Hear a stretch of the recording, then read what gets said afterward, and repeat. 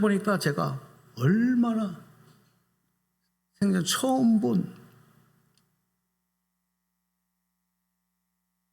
어떻게 저 많은 피를 저렇게 쏟아냈을까. 그리고 거의 이제 혈압은 거의 바닥, 맥박도 거의 바닥.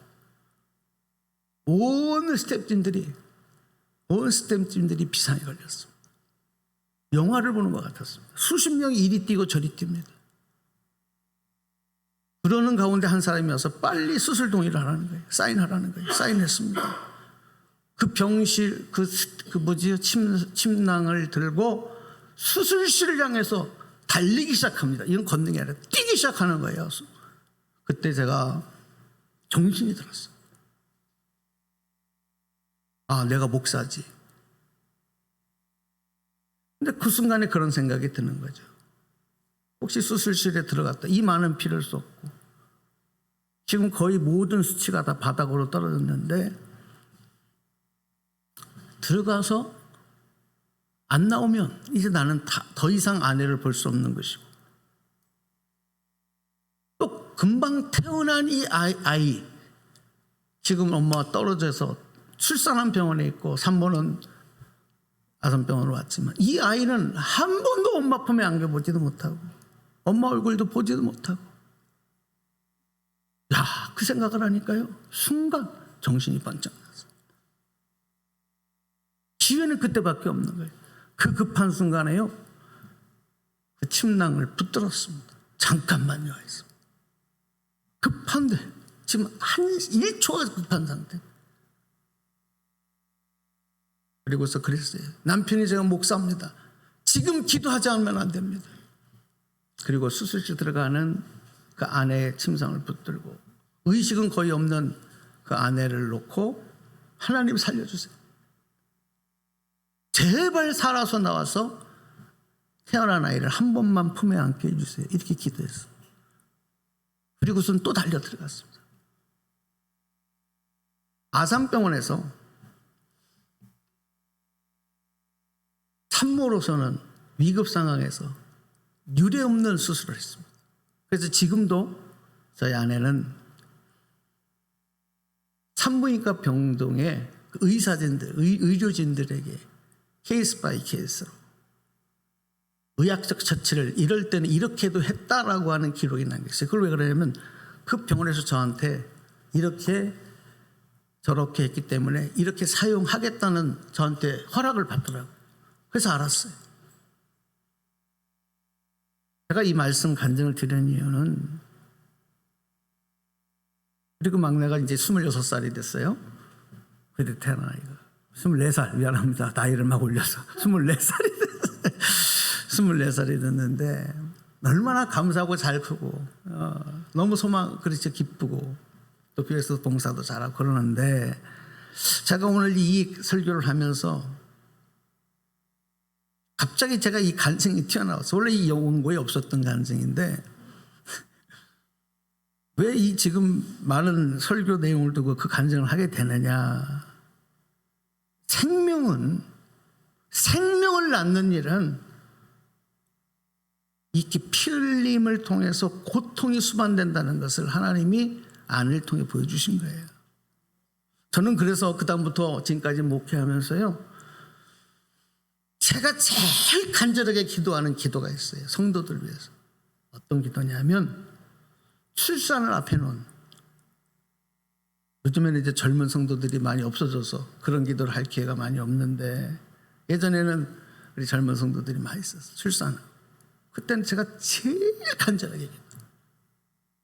남편들이 그래요. 아유 괜찮습니다. 뭐 급하면 수술하면 되죠. 그렇게 생각하지 마. 아이 생명을 낳는 일은 생명을 보장하고 낳는 거예요. 하나님께 기도해야 돼요. 저는요 지금도 예수님께서 우리를 구원하셨다라고 하는 것, 우리의 생명을 낳게 하시고 예수님은 대신 죽으셨다. 그 생명을 버리셨다. 예수님은 피를 흘리셨고 그 피를 다시 우리에게 넣어주시면서 우리를 구원하셔서 하나님 자녀 삼으셨다고 하는 것이 예수님에게는 얼마나 큰 고통과 어려움을 감당하셔야 됐던 일인 거예요. 오늘 저와 여러분들이 다 그 은혜로 오늘 하나님 자녀되고 그리스도인되어 이 자리에서 예배하는 줄로 믿습니다. 아멘. 그냥 된 게 아니에요. 내가 예수님 믿은 게 아니에요. 예수님의 그 피로 인하여 우리가 얻은 생명으로 하나님 자녀되고 이 자리에 있는 거예요. 엄마가 나를 낳다가 이렇게 생명을 걸고 나를 낳았다고, 또 어떤 예전에 의학이 발달하지 않았을 때는 우리 권사님들 집사님들 잘 아시겠지만 아이를 출산하다가 세상을 떠난 산모들이 많습니다. 그런 일들은 죽는 거예요. 그렇죠? 제 주변에도 있었어요. 그렇게 해서 생명을 얻은 자녀가 어찌 부모에게, 어머니에게 감사하지 않겠어요? 지금도 저희 집사람은 병원에서 MRI 같은 걸 찍으면 의사들이 깜짝 놀래요. 왜 그런지 아세요? 몸속에 쇠붙이들이 막 있어요. 몸속에 쇠붙이가 있어요. 왜냐하면 너무 급하게 그 출혈을 막고 막 그렇게 하느라고 막 잠가놓은 것들이 거기서 다 뜨는 거예요. 이게 뭐죠? 이게 뭐죠? 중간에 와서 막 물어봐요. 특이한 사람입니다.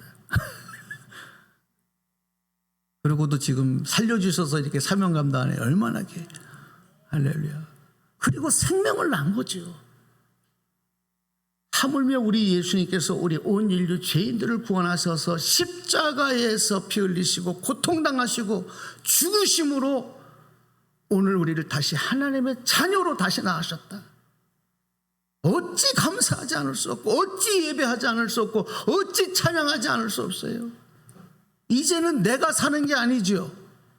이게 가장 큰 교만입니다. 바울은 고백합니다. 이제는 내가 사는 것이 아니다. 내 안에 계신 그리스도로 말미암아 사는 것이다. 할렐루야. 여러분, 아무리 시대가 바뀌어도, 아무리 시대가 이제 AI 시대가 되어도, 경제적으로 GNP가 높아지고 우리나라가 이렇게 잘 사는 나라가 되었어도, 여러분들이 이제 먹고 사는 일 걱정하지 않아도, 굶어 죽을 일이 이제는 없어졌어도, 여러분이 잘해서 그렇게 된 게 아니고 예수님께서 우리를 위해서 그렇게 희생하십니다. 이렇게 여러분 좋은 환경에서 마음껏 나와서 예배하고 기도하고 찬양하고 하나님 자녀로 살아갈 수 있다고 하는 일들이 여러분 얼마나 감사하고 축복된 일이에요. 그런데 어떤 분들은 교회 와서 예배하고 신앙생활하는 일들이 내 위로받기 위해서, 내 마음의 평안을 위해서, 사람들과 교제하기 위해서, 무슨 취미생활을 하기 위해서,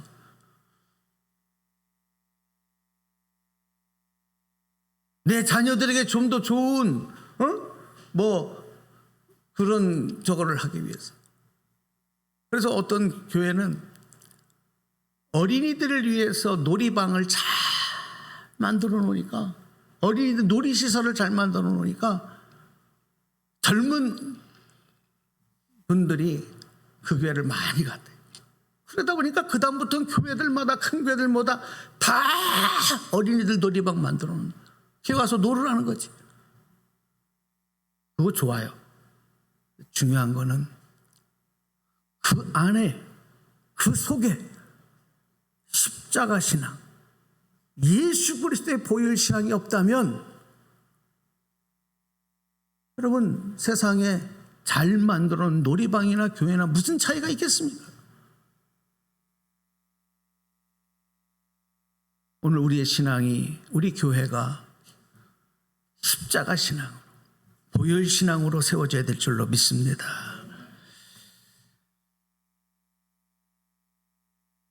죄인이었던 우리는 예수님의 죽으심으로 이제는 예수님과 함께 십자가에 못 박혀 과거의 죄인된 우리는 죽고 구원하신 은혜로 다시 살아가는 존재가 됐어요. 그래서 사도 바울이 오늘 본문에서 그렇게 설명을 하는 거예요. 오늘 본문 말씀 속에 다시 한번 읽겠습니다. 말씀 올려주실까요? 로마서 6장 6절 7절을. 자, 여러분 말씀입니다. 하나님의 말씀입니다. 소리 내셔서 함께 읽습니다. 시작.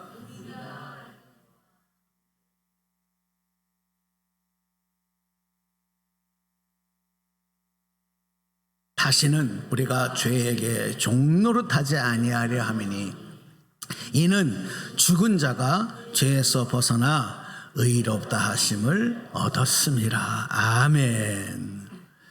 그렇습니다. 여러분, 죄에서 구원받은 성도, 우리 그리스도인들, 내가 여러분 죄에서 구원받았다라고 하는 것을 믿는다면 믿는 것으로 끝나는 것이 아니라 내가 예수님의 죽으심과 연합하여서 하나 된 존재라는 것도 인정하셔야 돼요. 믿어야 되는 거예요. 다시 예수님께 십자가에서 피 흘리시고 고통받으셔서 나의 죄를 속량하셔서 나를 구원하셨다는 것을 믿으면 나는 과거의 죄인이었던 나는 예수님과 그 십자가에 함께 죽고 주님의 살아나심에 함께 살아난 존재다. 주님과 예수님과 연합되어져 있는 존재다. 할렐루야. 자, 여러분에게 질문합니다. 지난 한 주간 동안 살아가시면서 여러분 예수님과 연합된 존재였어요? 주님 안에 거하셨어요? 예수님의 생명으로 사셨어요? 예수님을 몇 번이나 생각하셨어요? 몇 번이나 찬양하셨어요? 몇 번이나 감사하셨어요? 여러분, 교만이라고 하는 것은 여러분 잘난 척하는 거가 아니에요. 교만이라고 하는, 영적 교만이라고 하는 것은 뭔지 아십니까?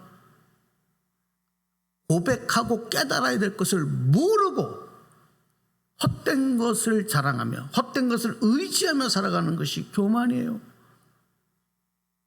오늘 저와 여러분은 그리스도와 연합된 자인 줄로 믿습니다. 그걸 인정하셔야 돼요. 날마다 과거에 죄인 되었던 나는 주님과 함께 십자가에서 죽었는데 왜 그 죽은 죄인의 몸으로, 죄인의 생각으로, 죄인의 가치관으로 다시 살아나서 자꾸 그것으로 살려고 그래요? 왜 그래요? 주님과 연합되지 않았기 때문에. 예수님 따로 나 따로인 거예요. 오늘도 주님 앞에 나와서 예배는 드리지만 예수님 따로 나 따로, 또 예배 드리고 다시 돌아가면 예수님 따로 나 따로.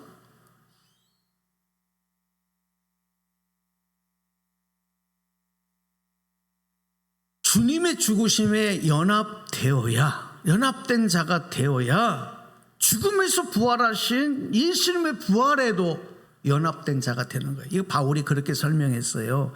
오늘 로마서 6장의 5절 보실까요? 6장 5절. 자, 소리내서 또 읽으십니다. 시작. 연합된 자가 되었으면 뭐라 그랬어요? 또한 그의 부활과 같은 모양으로 연합한 자도 되리라. 예. 여러분에게 부활 신앙이 있으신 줄로 믿습니다. 정말이에요?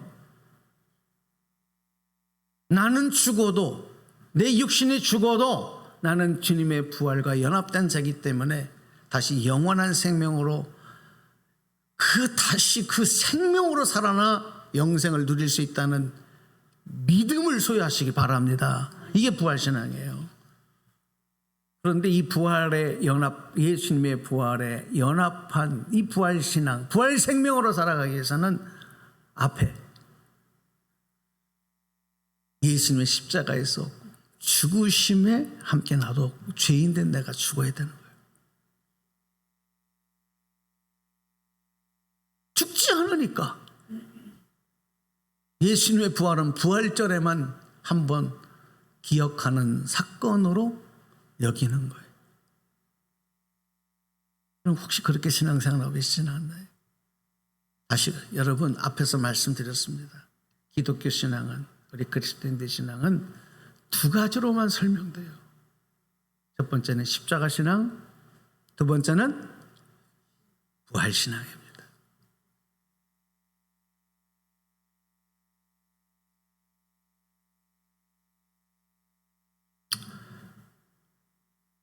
우리 11절 말씀도 한번 또 읽겠습니다. 11절, 6장 11절. 자, 저와 함께 읽습니다. 시작. 이와 같이 너희도 너의 자신을 죄에 대하여는 죽은 자요 그리스도 예수 안에서 하나님께 대하여는 살아있는 자로 여길지어다. 아멘. 왜 우리가 십자가 신앙, 부활 신앙으로 무장해야 되는지 분명하게 깨닫고 고백하고 그리고 그 신앙으로 무장하고 그렇게 살아가야 돼요.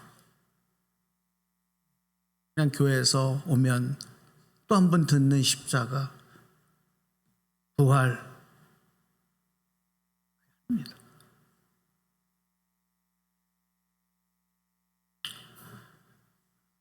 세상은 세상의 문화와 세상의 가치관과 세상의 주장들은 안타깝게도 우리 그리스도인들을 십자가 신앙, 부활 신앙에서 멀어지게 만들어요. 이 가치를 점점 희석시키게 만들어요. 이 별로 중요하지 않게 여기는 거예요. 더 중요한 것들이 이거다. 이렇게 유혹을 해요. 그래서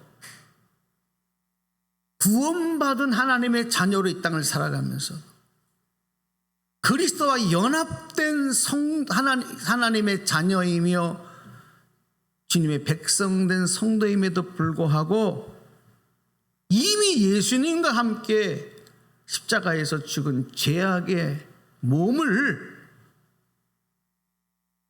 이 죄악의 몸이 다시 죄의 지배 아래로 들어가는 거예요. 세상은, 악한 마귀는 지금 그 일을 하고 있어요. 이미 죽은 내 죄의 존재, 죄의 몸을 다시 살아나게 만든단 말이에요. 마귀는, 죄는. 그래서 그것에 종노릇하게 만들어요.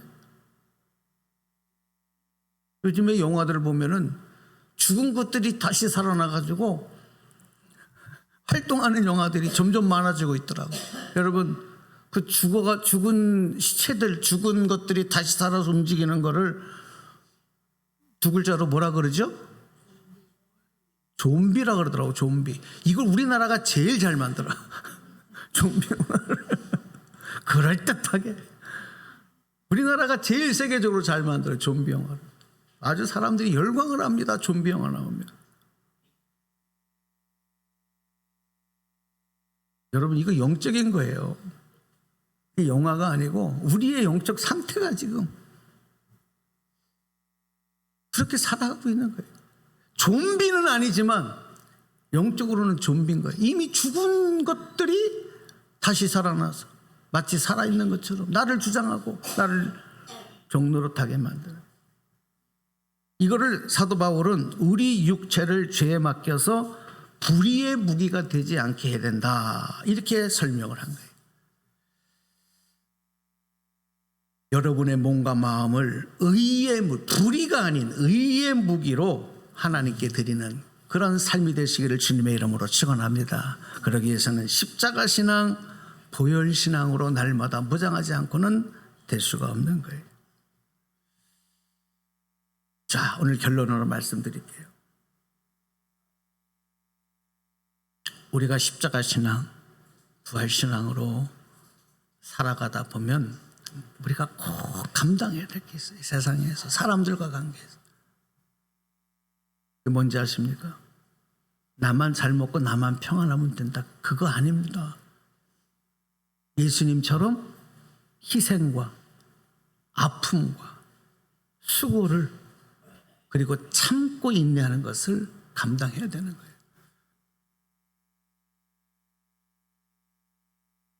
여러분, 신앙생활하고 생활하다가 그런 일이 있으면 억울하게 생각하지 마세요. 마땅한 거예요. 문제는 뭐냐? 이것을 믿음으로 참아내고 인내할 수 있느냐, 극복할 수 있느냐, 못하느냐가 문제인 거지. 반드시 그게 있는 거예요. 고난이 있는 거예요. 어려움이 있는 거예요. 문제가 생기는 거예요. 예수님도 십자가에서 그거를 당하셨잖아요. 견뎌내셨잖아요. 그런데 말입니다. 여기에서 이 십자가, 그 고난의 상징인 십자가, 가장 사람들이 혐오하고 무서워했던 최고의 사형틀인 십자가, 그 십자가가 하나님께서 우리를 향해서 가장 확실하게 하나님의 사랑을 드러 나타낸 상징이 되었다는 거예요. 예수님은 여기에서 수치와 고난과 아픔을 담당해내시면서 그 하나님의 사랑을 우리에게 나타내 주셨어요. 그게 구원이에요. 오늘 우리가 그 구원의 은혜를 입었어요. 십자가를 통해서. 예수님이 흘리신 그 보혈을, 피의 그 흘림을 통해서 죄 씻음을 받고 하나님의 자녀가 되었어요. 의롭다 하고 하나님께서 인정해 주셨어요. 자, 이걸로 끝났다 생각하는 분들 있어요. 나 구원받았어. 이제 나 죽으면 천국 가. 아닙니다. 이게 끝이 아닙니다. 우리도 이 땅을 살아가는 동안에 예수님께서 우리를 위해서 그 생명줄을 던져주신 것처럼 우리도 그 생명줄을 불신자들의 세상을 향해 그 생명줄을 던지는 사명을 합니다. 이게 전도예요. 사마리아 땅끝까지 이르는데 증인이 되나 하신 예수님의 지상명령이 바로 그거예요. 죄송하지만 여러분 열심히 일하고 열심히 자녀들 잘 키우고 병들지 않냐고 평안하게 살아가는 것으로 끝나는 게 아닙니다. 영적 사명은 믿지 않는 자들, 세상을 향해서 이 그리스도의 사랑, 내가 구원받은 이 은혜를 전해야 돼. 이게 쉽지가 않아요. 치러야 할 것들이 있어요. 수고가 있어요. 섬김이 있어요. 참고 인내함이 있어요. 제가 목회를 하다 보니까 여기에서 실패하는 분들이 많더라고요. 못 참아요. 한 5년은 참는데 그 다음부터 못 참. 한 10년은 참는데 그 다음부터 못 참. 아닙니다. 죽기까지. 이 생명줄 던지는 일을 우리는 포기할 수 없어요. 십자가 신앙, 보혈 신앙으로 무장되면 연약했던 우리들이 담대해집니다. 두려움과 걱정, 불안에서 해방됩니다. 내가 그런 것이 아니라 내 안에 있는 그 십자가의 능력, 보혈의 능력이 나를 그렇게 만드는 거예요. 여러분, 다윗이 어떻게 골리앗 앞에, 소년 다윗이 거인 골리앗 앞에 겁도 없이 그렇게 달려갔을 수 있겠습니다. 하나님이 주시는 담대함 때문에. 오늘 여러분 이 담대함으로 무장하시기 바랍니다. 걱정하지 마시고 염려하지 마시고. 이사야서를 통하여 예수님은 두려워하지 말라, 내가 너와 함께함이라. 놀라지 말라, 나는 네 하나님이라. 내가 너를 굳세게 하리라. 참으로 나의 의로운 오른손으로 너를 붙들리라. 다니엘의 믿음이 바로 이 담대함의 믿음이었고, 사드락과 메삭과 아벳노고 풀문불에 던져질 것도 두려워하지 않고 사자굴에 던져질 것도 두려워하지 않는 이 영적 담대함, 오늘 우리에게는 이게 필요해요. 근데 우리가 겁쟁이는 우리가 여러분 어떻게 그 믿음 무장해? 지난 코로나를 지났을 때 어떤 분들은 앞에서 뒤에서 누가 기침만 하니까 기침만 해도 그 다음부터 교회를 안 나오더라고요. 아예 떠난 분들도 있어요. 겁쟁입니다. 그래서 얼마까지나 더 사시려고 그러는지는 모르겠지만 저도 마찬가지예요. 다 겁쟁이에요. 이런 겁쟁이는 우리가 사자굴도 무서워하지 아니하고 풀무불, 용광로 같은 풀무불도 두려워하지 않는 담대한 하나님의 자녀가 되기 위해서는 십자가 신앙, 부활, 보혈의 신앙으로 무장해야만 가능한 거예요. 오늘 여기까지 말씀드리면서 여러분 한 주간도 또 앞으로 여러분의 여정이 이 믿음으로 무장하시고 주님과 연합된 자로 여러분 담대하게 영광 돌리며 살아가실 주님의 이름으로 축복하고 축원합니다. 자, 오늘 말씀 우리 마음에 새기면서 우리 잘 아시는